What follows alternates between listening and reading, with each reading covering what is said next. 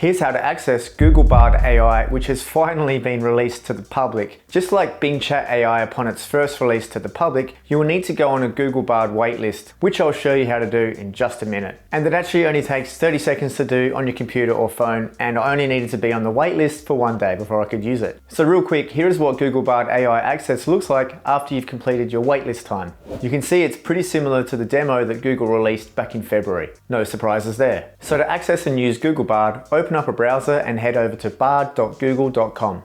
Once it loads, you're presented with the welcome screen.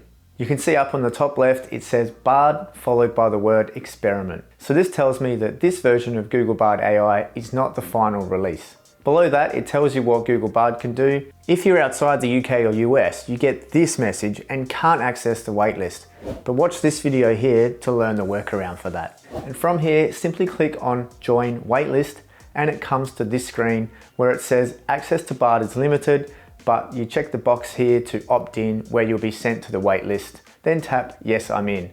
It comes to this screen where it confirms you've been added to the waitlist, and it says it'll email you when it's your turn. And here is that confirmation email that you sent. I encourage you to go ahead and do this right now, because the longer you wait to join the Google Bard waitlist, the longer it will take for you to be able to access and use Google Bard AI, and it only takes 30 seconds to do, as you can see. So go ahead and do that. You should be using it hopefully within a few days. If you're still here, this is what Google Bard AI looks like once you've accessed it. But I'll save doing a full Google Bard demo for another video in the interest of keeping this video short. In the meantime, while you wait to use Google Bard, Microsoft has rolled out its public release of Bing Chat AI. So watch this video next to learn how to access and use that. Okay, click that now and I'll see you there.